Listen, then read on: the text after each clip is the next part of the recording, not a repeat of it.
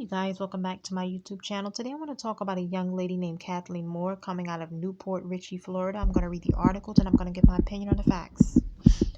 Investigators have identified the body of Kathleen Moore, a 34-year-old Florida woman whose disappearance last week led to a search in West Central Florida and a murder charge against her boyfriend after discarded, bloody evidence from his home was found in a dumpster at his workplace. Colin S. Knapp, Moore's 30-year-old boyfriend, was arraigned Tuesday on a charge of second-degree murder and was denied bond. Shortly before his arraignment, a decomposing body of an adult woman was found near Knapp's Newport Richey, Florida home, according to the Pasco County Sheriff's Office.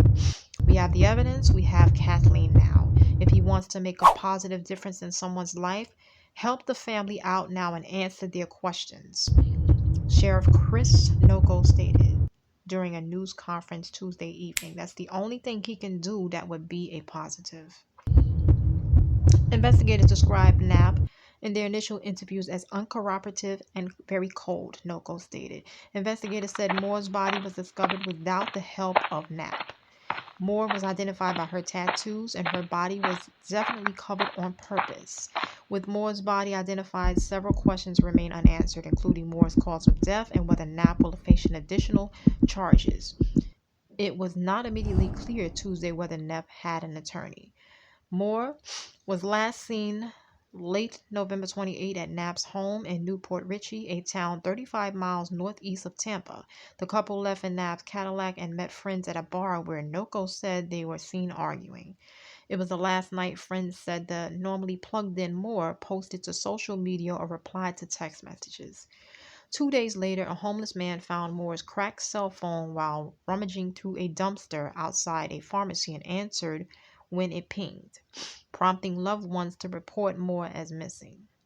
According to the criminal complaint, Knapp told investigators that Moore returned home with him shortly after midnight on November 29th, and that after the two argued over food, Moore took her backpack and left. A short time later, Knapp went to his workplace to complete a meat inventory order around 1:30 a.m. Noko said surveillance footage never showed Moore leave Knapp's home and pointed to several other inconsistencies in his story, including whether Moore left his home on foot or was picked up by someone. Bloody evidence recovered from a dumpster outside the restaurant where Knapp worked eventually led police to consider him the prime suspect. Investigators found garbage bag with Moore's credit card, car keys, clothing she wore the night of her disappearance, and bedding from Knapp's home. The blood was later matched to Moore, and the amount of it on the recovered item suggested to investigators that she was dead. According to the criminal complaint, Knapp was arrested Monday. Before Moore's remains were identified Tuesday, Jessica Brumette struggled to speak of her best friend of 23 years in the past tense. Brumette and her family had spent Saturday searching a wooded area for Moore, and on Sunday handed out flyers to draw attention to her disappearance. She is someone who does matter. Just because somebody is not an influencer, a politician, or a celebrity, they still matter, Brumette told the Washington Post, referring to ways cases of missing black women draw less attention than those of white women. Moore was black. Friends described Moore as funny and vivacious, a one-time tomboy who loved sports, and the rapper Drake. Moore liked to party, Brumette said, but she also had strong ambitions. Recently finishing training as a phlebotomist at Southern Technical Institute, wanting to enroll in the Galen College of Nursing in St. Petersburg, and hoping to become a nurse. Brumette last saw her friend at Thanksgiving when Moore helped Brumette's mother prepare the holiday meal. Knapp arrived at the end of their evening, only briefly overlapping with Brumette before she left. In hindsight, Brumette agonizes over red flags in the couple's relationship she and others may have missed. I should have known because she was so worried about me approving of him, which should have been a sign, Brumette said, crying. Nogel said Knapp has a lengthy record that includes prior arrests and allegations of drug possession and domestic violence with other women. The sheriff, who described Moore's death as stemming from domestic violence, urged anyone in a bad relationship to get out and get help. Please use Kathleen's life, Noko said. Maybe the sacrifice she went through can save someone. And that's the end of the article.